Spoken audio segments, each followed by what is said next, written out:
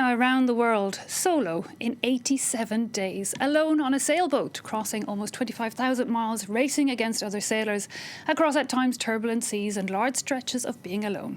Our guest today has just completed the Vendée Globe, a race that has been called the Everest of the seas. Clarisse Crémer, congratulations and thanks for coming in to join us. Can I start simply by asking you, how do you feel after achieving that Vendée Globe? Well, so many emotions are coming to my mind. I'm very, very happy to have achieved my goal because it was a lot of energy to put in this in this race, and so very happy. A bit lost because after 3 months at sea alone, being here. With lots of attention and lots of attention, many people. It's a bit weird, but most of all, I'm happy. I mean, yeah, coming out of a very unique form of isolation, but, try and give us a feeling. It sounds so brave, really, to take off alone on a boat. If there's a mechanical issue, it's yours to deal with. Just sitting there on your own in the middle of the ocean. What's it like? Well, it's hard to explain, but it's true that sometimes you feel a bit lost in the middle of nowhere, especially when you are in the Southern Ocean, because you know that nobody can come and help you if you have any issue. So you have to be able to deal with whatever technical issue you have. But you're so concentrated on the main goal, which is to keep moving. You focus on taking care of your boat. You focus on the weather because it's what makes you go on. That you don't really think about the fact that you're lost in the middle of nowhere. And I'm very passionate about all this, and I really love to be in the middle of the seas, and everything is so beautiful and it changes all the time. So I don't know, it's not so hard. I guess once you're in it as well, you don't have time to be afraid. You're in it, you're doing things. But, this Vendée Globe was a pretty impressive one, and we did see some scary moments. I mean, what's it like? Do you know what's going on with the other competitors, the other sailors, and when things are going wrong for them? How does that impact how you're going? Yes, we know almost immediately what happens to other boats because we have now so many means of communication. We have new technologies that allow us to have very efficient news. It's true that one of our competitors, Kevin, had a very big issue at the beginning of the race, just arriving south of the Atlantic Ocean. He lost his boat and he had to get out of his boat and go in his life raft. Leaving this when you are by yourself on your boat, thinking that the same thing can happen to you is not a very nice moment. We were very afraid for him because at some point he was lost. Nobody knew where he was. So it's not a very nice moment, and you think about what you would have to do if the same thing happened to you on your boat. So okay, my life raft is here. Okay, what can I do in the first minutes?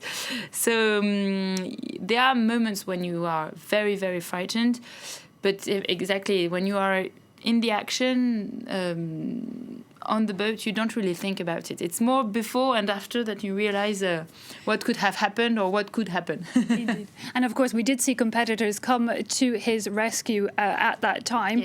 Yes. You all take off, though, on boats. A lot of them are quite new to you. I mean, how does it come in terms of training and getting used to the boat? And, tell us a bit about that. Well, I was very lucky because I was in a big team. Banque Populaire has been in the sailing world for 30 years. Their team based in Brittany in France is huge. So I was not very experienced, but I could enjoy the experience of all my team. I was taught, I don't know how you can say it, but by Armel Leclerc, who is a very big champion and who won the Vendée Globe 4 years ago. And so it's a lot of different trainings. So you have the physical training, of course. You have to sail as much as you can on your boat because the more you get used to it, the better you get. And you have to be able to fix all the issues that can happen on your boat. So I spent a lot of time with the team talking about electricity, talking about mechanics, talking about so many different topics because you have to be able to do whatever. Indeed, you have to be sportsman, technician, the whole works. Yeah. So the training is huge, and that's really what I like about offshore sailing, is that you never stop to learn. You could do 100 years of offshore sailing, you would learn. And this offshore sailing, has it always been a passion? Is it something you started young, or how did you come to it? No, I used to live in Paris. I grew up in Paris, and I discovered offshore sailing 6 years ago. So I was pretty lucky to be able to do the Vendée Globe this year. But I've always loved doing sports. I've always loved being in the middle of nature. I was always driven to the sea. So. And given that you have actually gone around the entire world in 87 days, has that changed your vision of the world we live in? Is it bigger? Is it smaller? It's smaller, because I don't feel so big, and thinking that on our boats are racing machines, but they don't go that fast. I mean, my average speed during the whole Vendée Globe was 13 knots, so it's about a bit more than 20 kilometers per hour.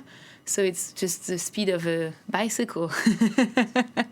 And I did it only in 87 days by myself. I'm not so huge, so the world is not that big. That's true. It makes it quite small, and at the same time, when you look at the pictures, it is sometimes you're a little drop in a very big ocean. Yes, it's true that sometimes I close my eyes and I'm like, okay, so my boat is here in the middle of nowhere. At some point in the race, I think it's a funny figure. You are closer to the international spatial ship, I don't know how you call it in English, but than any other people on Earth. Yeah, any other civilization. You're actually closer to space. Yeah. So you don't see any sign. You're just at one with nature, I guess. Exactly. You're just there are not many boats in the Southern Oceans. You don't meet anyone. In the Atlantic Ocean, you come across a lot of cargo ships, a lot of different commercial boats, but in the Southern Ocean there is nobody. And this, we hear of all the plastic in all of our oceans. You've actually crossed all our oceans now. Is it everywhere? Is it as omnipresent as we're being told? Well, you don't see it all the time, but it's quite scary you haven't seen any boat for like 20 days. You're in the middle of nowhere and you come across a small bottle of plastic or things like that are just floating on the ocean, and the main issue in the seas is not the big pieces of plastics. It's all the small and tiny pieces of plastic that you can't even see. So when you're in the middle of nowhere and you see a bottle of plastic, it's quite disturbing. Now, tell me, the Vendée Globe is quite unique in a way because it's a mixed race. Mm-hmm. I mean, you've been heralded as you were the first woman to cross the finish line, and you did it much faster than any woman in history. And we had that very quick congratulations from Ellen MacArthur on Friday when you crossed the finish line. When you're in this competition, are you looking at the race, or is it just as big an achievement to complete this race? Yeah, when you're at sea, you just don't think about the fact that you're a woman. You're just a sailor. And the fact that the boat before you and the boat after you, or is it a woman or is it a man driving it, you don't care about it. It's for me, it's as big as an achievement as if you're a man or a woman. It's true that being a woman is we are not so many in the race. Of course, we are going to stand out to be a little bit. So I was very happy with this new record, and I was very happy to have the congratulations of Ellen because she's a legend in our sport. But it's not my main achievement. And when you were out there on the ocean, how conscious were you of your timings and where you were in the pecking order of the race? Well, you think about it all the time because it's a race. Of course, for me, it was my first Vendée Globe, so the main objective was really to finish. I really wanted to complete this race and to say, okay, I did the whole turn. But it's a race, and I'm a competitor. I like to be fast, and I like to know that my boat is going fast. So you think about it all the time. It's what makes the because it's long. 3 months at sea alone, it's long. So it's what makes the days go faster.